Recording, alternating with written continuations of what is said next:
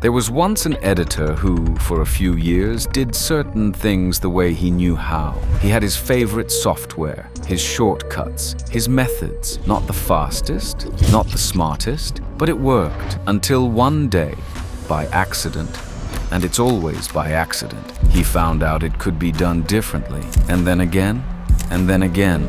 It took him a moment to come to terms with that. Today, he's passing these 3 tricks on, so that you don't have to discover them the way he did, way too late. But to make sure today's video isn't just a dry tutorial, let's play a little game. We will see how many new things you take away from here today. The rules are very simple. If you learn 1 new thing today, you leave a thumbs up at the end. If you learn 2, you subscribe. And if I show you 3 completely new things, I take the whole pot. You leave a like, a sub, and write a comment with a score of 3 out of 3. Deal? All right. Let's go. We'll see how many points I can get out of you.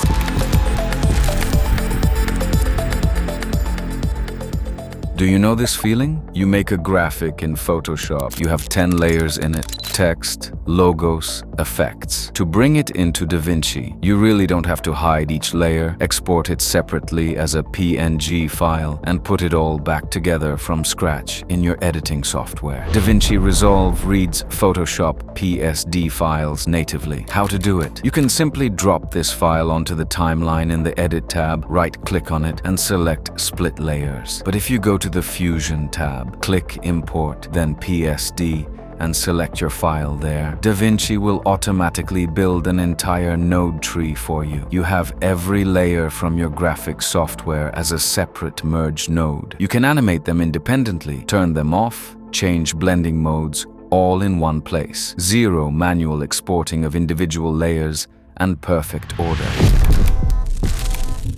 Before we jump into trick 2, I want to show you something I made.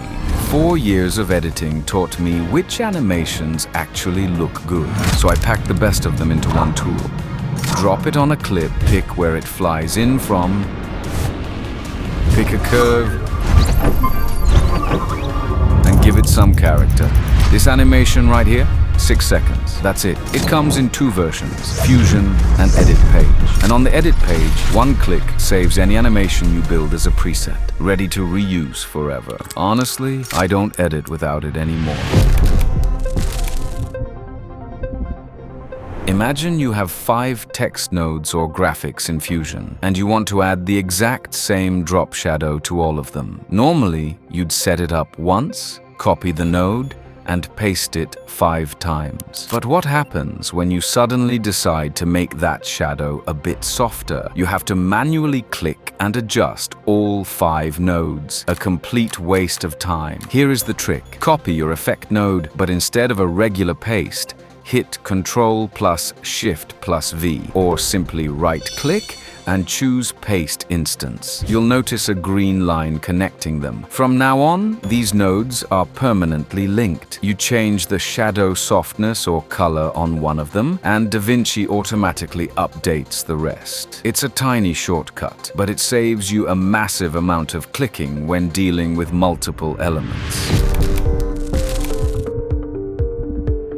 The last trick is something for those who get annoyed by inaccurate tracking. Tracking in DaVinci is powerful, but sometimes it catches almost too much. You have a shot where a character is simply running from left to right, and you want to pin text to them. You track it, and suddenly you see that the text is constantly jumping up and down because the tracker picks up every bounce of the running actor. The solution: limit the tracking to 1 axis. Once you have the tracking done, make sure your tracker is selected and right-click directly in the viewer. Select IntelliTrack 1 path, Polyline, and choose Convert to XY path. Then hit OK. Now, separate sliders for the X-axis and Y-axis will appear in your inspector. Since the character is running to the left, simply delete the keyframes from the Y-axis. The effect: the text smoothly follows the actor horizontally, and you get rid of all the unwanted bounces. The animation immediately becomes smoother and looks professional. All right, Game over. Time to count the points. How many new things are you taking away from here today? Are you typing a comment with a score of 3 out of 3? Or maybe I didn't score a single point with you today, and this video reached you way too late.